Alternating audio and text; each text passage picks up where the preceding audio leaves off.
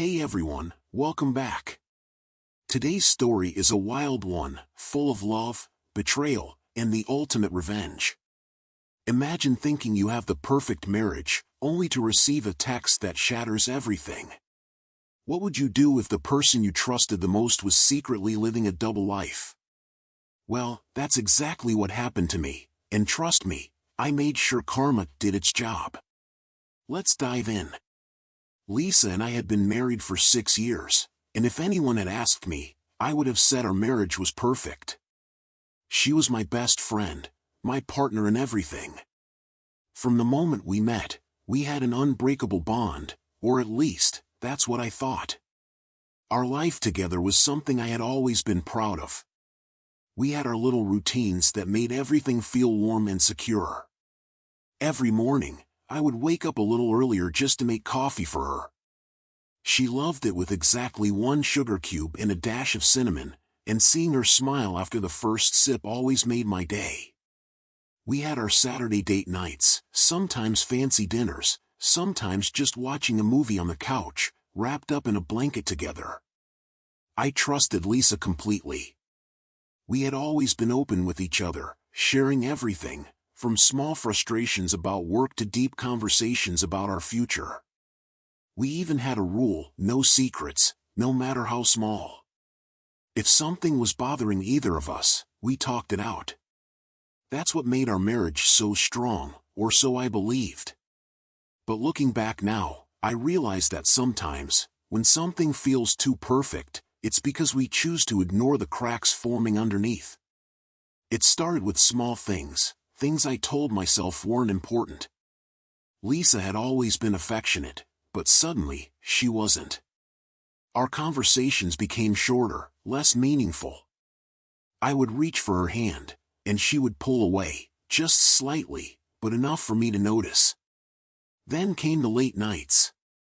She started working overtime, something she never did before. At first, I was supportive. I told her I was proud of her dedication. But then, it became frequent. Too frequent. She would come home late, looking exhausted, barely even saying goodnight before falling asleep. Weekends, which used to be ours, were now spent with her friends. At first, I didn't question it. Everyone needed space. But then, she started going out every weekend.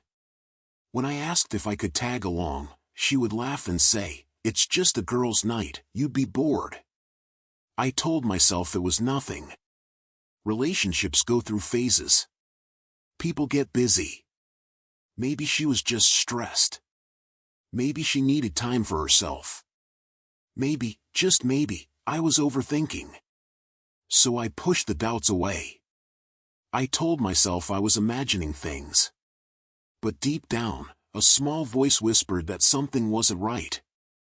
And no matter how hard I tried to silence it, that voice refused to go away. It was a regular evening, just like any other. I was sitting on the couch, scrolling through my phone absent-mindedly while Lisa was in the shower. The soft sound of running water filled the quiet apartment, and for a moment, everything felt normal. Then my phone vibrated. I glanced at the screen, expecting it to be a random notification. But it wasn't my phone that had buzzed. It was Lisa's. She had left it on the coffee table, and the screen had lit up with a new message. I wasn't the type to check her phone. We had always trusted each other. But something about the message preview caught my eye, something that sent an uneasy chill down my spine. "I can't wait to be in your arms again. Last night was amazing." Red heart. My breath hitched. My mind went blank. For a second, I thought I had read it wrong. My hands trembled as I picked up the phone, unlocking it with ease. The message was still there, clear as day. It had been sent by someone named Mark. I stared at the screen, my heart pounding so loudly I could hear it in my ears. My fingers felt numb as I reread the message over and over, hoping, praying, that I had misunderstood. But no matter how many times I blinked, the words didn't change. Lisa had sent this message. to another man. The sound of the shower stopped. I heard the bathroom door creak open, followed by the soft patter of her feet against the floor. My instincts screamed at me to confront her, to demand an explanation. But my body refused to move. Lisa walked into the living room, her hair wrapped in a towel, humming softly to herself. She looked at me and smiled. "Hey, babe," she said casually, as if nothing had happened, as if my world hadn't just shattered into a million pieces. I swallowed hard, forcing myself to stay calm. I couldn't let her know. "Not yet." "Hey," I replied, somehow keeping my voice steady. She walked over, leaning down to kiss my cheek before picking up her phone. My eyes stayed on her, watching, waiting. She unlocked the screen, and for the briefest moment, I saw it, the way her expression flickered. It was quick, almost unnoticeable, but I caught it. The slight widening of her eyes. The tension in her jaw. The way her fingers hesitated for a fraction of a second before swiping the message away. She knew. But instead of panicking, she played it cool. She put her phone down, stretched her arms, and let out a small yawn. "I'm so exhausted," she murmured. "Work was insane today." Lies. I clenched my fists under the table, my nails digging into my palms. Every fiber of my being wanted to scream, to demand the truth. But I didn't. Not yet. Instead, I watched. For the next few days, I observed everything, her movements, her expressions, the way she laughed at my jokes but never quite met my eyes. The late-night phone calls she suddenly had to take in the other room. The way she smiled at her screen when she thought I wasn't looking. I barely slept. My mind raced with questions, doubts, and possibilities. Was this a mistake? Could there be an explanation? Maybe it was a misunderstanding, maybe it was a joke. But deep down, I knew the truth. Lisa was cheating. And if she thought I would let it slide, she had no idea what was coming. I couldn't let emotions cloud my judgment. If I wanted to confront Lisa, I needed solid proof, something undeniable, something she couldn't twist into another lie. So, I did what any betrayed husband would do. I became a detective in my own home. Lisa's behavior had already changed, but now I noticed every little detail, the way she kept her phone close, the way she stepped out to take certain calls, how she suddenly had meetings that lasted until midnight. One night, when she was in the shower, I took her phone and went straight to the call log. My heart pounded as I scrolled through the numbers. Most of them were familiar, friends, co-workers. But one number appeared repeatedly, always at odd hours. Mark. I copied the number and searched our phone bill records. It was there, hundreds of calls and messages, all with the same number. My hands clenched into fists. This wasn't just an affair, this was a full-blown relationship. I needed to see it with my own eyes. So the next time Lisa said she was working late, I followed her. I kept my distance, driving a few cars behind, my heart slamming against my ribs. When she pulled into a hotel parking lot, my breath caught in my throat. I watched as she stepped out of the car, looked around nervously, and then smiled. A man, tall, well-dressed, confident, walked up to her. "Mark." She wrapped her arms around his neck. He pulled her close. Their lips met. I felt sick. Everything inside me screamed to rush over and rip them apart. But I stayed still. This wasn't enough. I needed more. The next day, I got to work. I bought a few hidden cameras online, small ones, easy to hide. One went in our bedroom, another in the living room, and one in her car. If Lisa thought she could lie her way out of this, she was dead wrong. For days, I collected evidence. I recorded her conversations, her giggles over the phone, the way she whispered, "I miss you," when she thought I wasn't listening. Then, I found the ultimate proof. She had booked a hotel room under a fake name. The reservation was right there in her emails. Now, it was time for the final test. One evening, I sat across from Lisa at dinner inside. "I have to go out of town for a work trip," I said casually. 3 days. Her reaction was immediate. She tried to hide it, but I saw the flicker of excitement in her eyes. "Oh, really? That's sudden," she said, pretending to be disappointed. "Yeah," I nodded. "I leave tomorrow." She smiled sweetly, but I knew what she was thinking. I left the next morning, but I never actually left. Instead, I parked a few streets away and watched through my hidden cameras. Just as I expected, Lisa wasted no time. A few hours after I left, she invited Mark over. I saw it all. Their hugs. Their kisses. Their whispers of "I love you." Right there, in the house I built, on the bed we shared. I clenched my jaw. This wasn't just betrayal. This was war. It was time. I had spent sleepless nights gathering every piece of evidence, making sure there was no escape for Lisa. The USB held everything: screenshots, call logs, recordings, and, most importantly, the hidden camera footage of her and Mark. But I wasn't going to just confront her. No, that was too easy. Lisa had made a mockery of our marriage, and now, I was going to make sure she felt the weight of her betrayal in the worst way possible. I made multiple copies of the USB, one for myself, one in a safe place, and another, just in case things got messy. Then, I set the perfect trap. The next evening, I walked into the house with a smile on my face, holding a bouquet of roses. Lisa, sitting on the couch scrolling through her phone, looked up, surprised. "What's this?" she asked, raising an eyebrow. "I feel like we haven't been spending enough time together," I said warmly. "Let's have a special dinner tonight, just the two of us." Her lips curled into a small, guilty smile, but she didn't hesitate. "That sounds amazing, babe." She had no idea. I spent the next hour preparing everything. Candles, music, her favorite wine. I made sure it felt like the most romantic evening we'd had in a long time.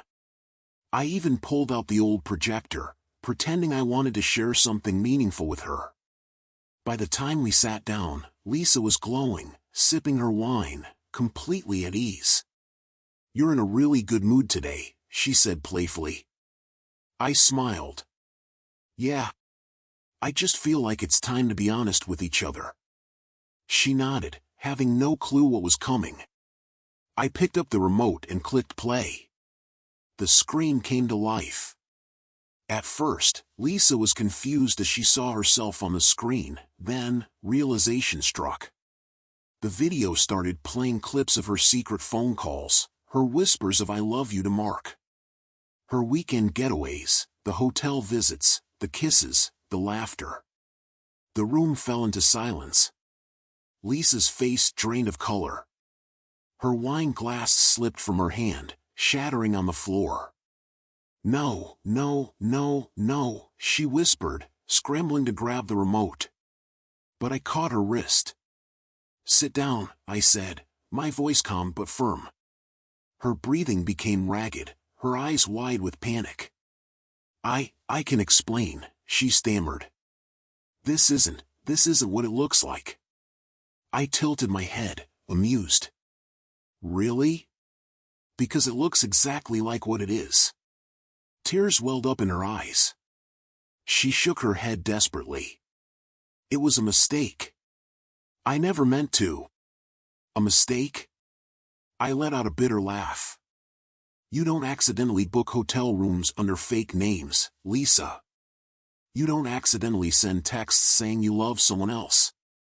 You don't accidentally bring him into our home." She started sobbing, covering her face with her hands. "I was lonely," she choked out. You've been so distant lately. You stopped paying attention to me. I felt unwanted. Ah. There it was. The gaslighting. The attempt to twist the blame onto me. I didn't even flinch. I simply leaned back in my chair, watching her crumble. Lisa, I said softly, the only thing you need to feel right now is regret. Lisa had spent months, maybe even years, deceiving me, thinking she could get away with it. But betrayal always has consequences. And now, it was time for her to face hers. I didn't waste a second. That night, after Lisa had locked herself in the bedroom sobbing, I sat in the living room, my laptop open, fingers hovering over the keyboard. My heart was racing, but not with sadness. This was adrenaline, the kind that came with knowing justice was about to be served. I uploaded the video onto a secure drive and started sending it out. One by one, I messaged her closest friends, her family members, and, most importantly, Mark's wife. Message sent, you deserve to know the truth. Here's what your husband and Lisa have been doing behind your back. It wasn't long before the responses started rolling in. First, a few what messages, then shock, disbelief. Then, the anger set in. Lisa's sister was one of the first to respond. Tell me this is fake.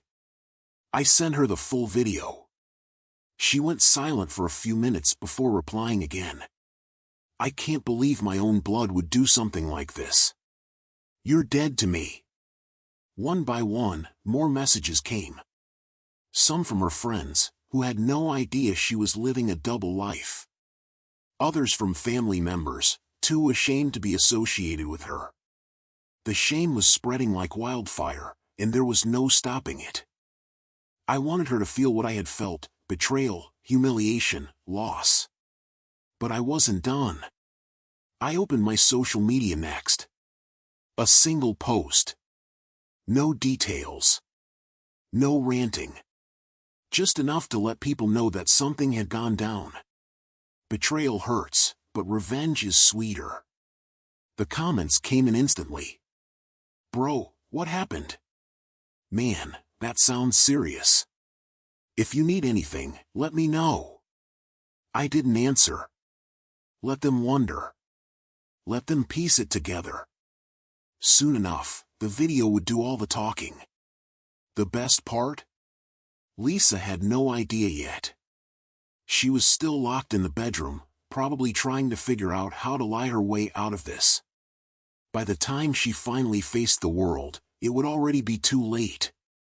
Meanwhile, Mark's wife responded within minutes. Meet me tomorrow. I need to see everything. I could only imagine the chaos that was about to unfold in their home. The next morning, I met Mark's wife at a quiet cafe. She was already there, sitting at a corner table, scrolling through her phone. Even from a distance, I could see the redness in her eyes, the way she clenched her jaw as if trying to keep herself together. When I sat down, she didn't waste any time. Show me, she said, her voice cold and controlled.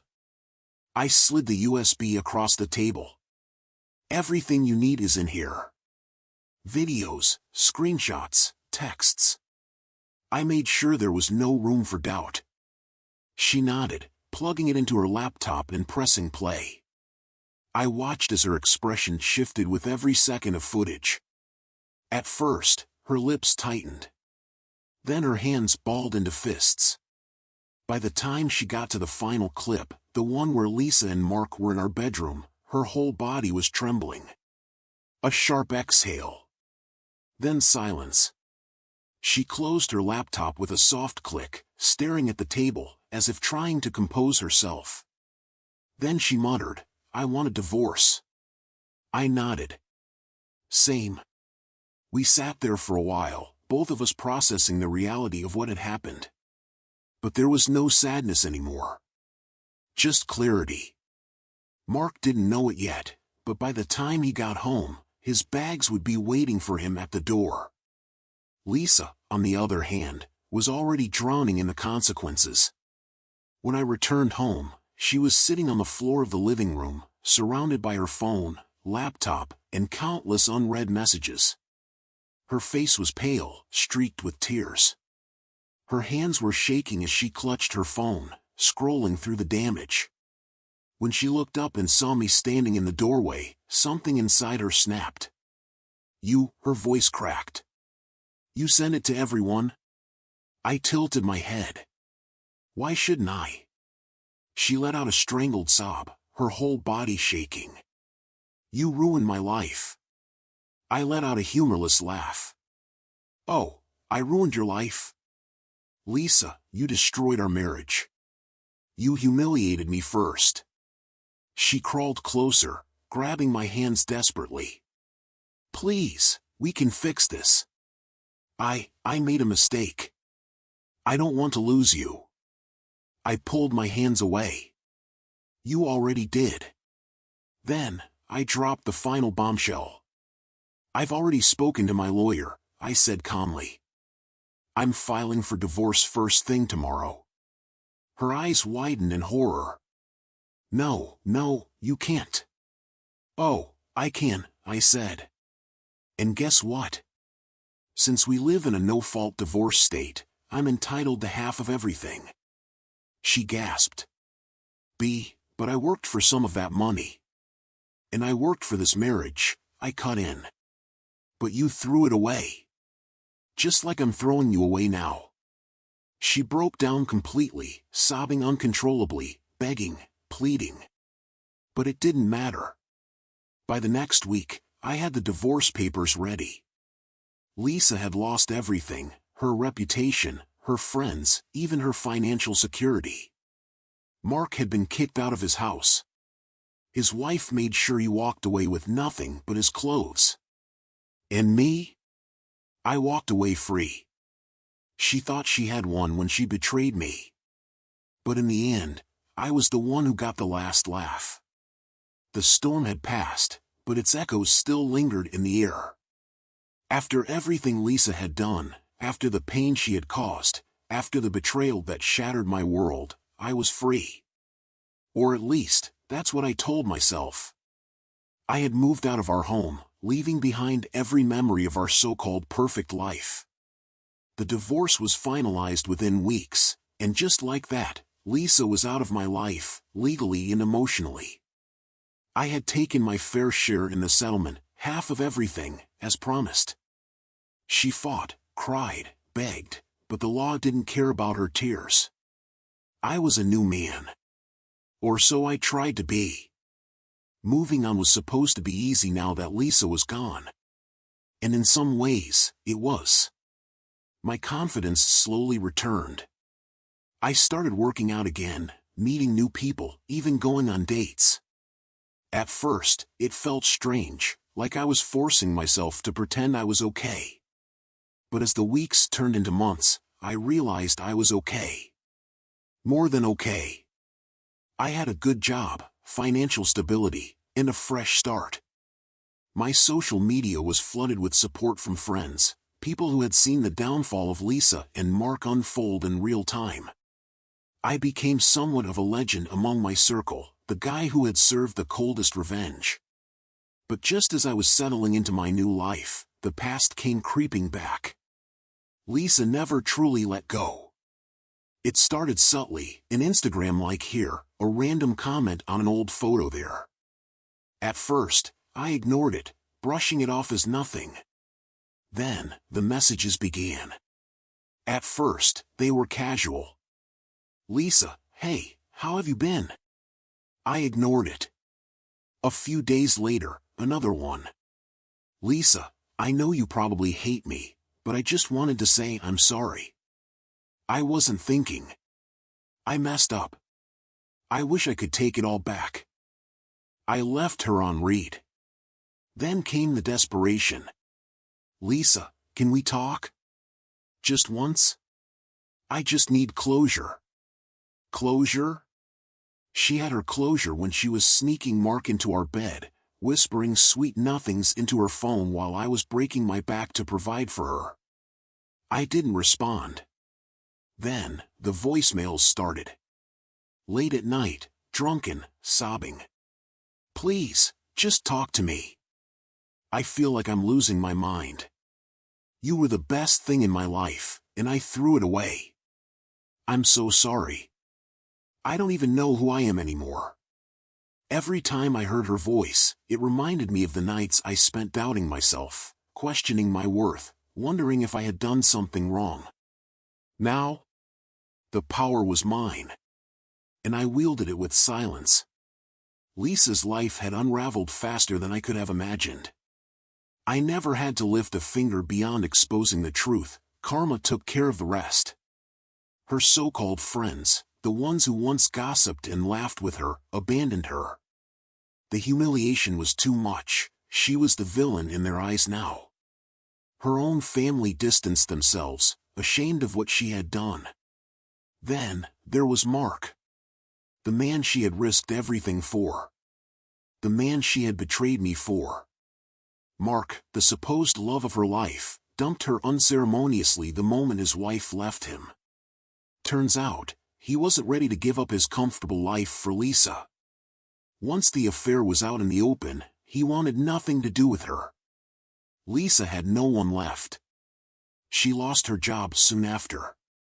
Whether it was the scandal, her deteriorating mental state, or pure karma doing its job, I didn't know.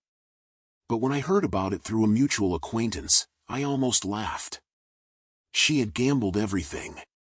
And lost. I was sitting at a cafe one afternoon, sipping my coffee, when my phone buzzed again. "Lisa, I miss you. I made the biggest mistake of my life." I stared at the message for a long moment. For the first time in months, I felt something stir inside me, but it wasn't anger. It wasn't pain. It was something closer to amusement. She really thought she could come back? After everything? I took a deep breath, smiled to myself, and locked my phone. I didn't need to reply. I didn't need closure. Lisa had made her choice. And now, she was living with it. I left her on read. And just like that, I moved on. Fade to black. Betrayal is like a ticking time bomb. Sooner or later, it explodes, leaving destruction in its wake. This story wasn't just about a man who was cheated on, it was about choices, consequences, and the harsh reality of karma. The moment Lisa chose to betray her husband, she set off a chain reaction that would ultimately ruin her own life. People often think they can deceive, manipulate, and hurt others without facing repercussions. But what they fail to realize is that truth has a way of surfacing, and when it does, it strikes back with a vengeance. The husband in this story did not act out in anger immediately. He didn't throw tantrums or let his emotions control him. Instead, he played it smart. He gathered evidence, built his case, and ensured that when the truth came out, it would be undeniable. That's the true lesson here: revenge is best served cold. Lisa lost everything: her husband, her reputation, her lover, and even her career. She thought she had it all figured out, that she could juggle both lives without consequence. But life had other plans. The very people she trusted turned against her when the truth was revealed. And Mark? The man she risked everything for? He abandoned her the moment things got tough. It's ironic how people who cheat often believe their new love is different, special, worth the risk, only to be discarded once the excitement fades. Lisa found herself alone, humiliated, and desperate for a second chance. But the man she betrayed had already moved on. The best revenge in life is success. Moving on, healing, and thriving despite the pain inflicted upon you is the ultimate way to show someone they never had power over you. The husband didn't need to destroy Lisa, she did that all on her own. He simply let karma take its course. For those who have ever been betrayed, take this as a lesson: don't chase, don't beg, and don't let the pain consume you. Walk away with your head held high, and let life handle the rest. What would you do in this situation? Would you expose them like he did, or would you have handled it differently? Let's talk about it in the comments.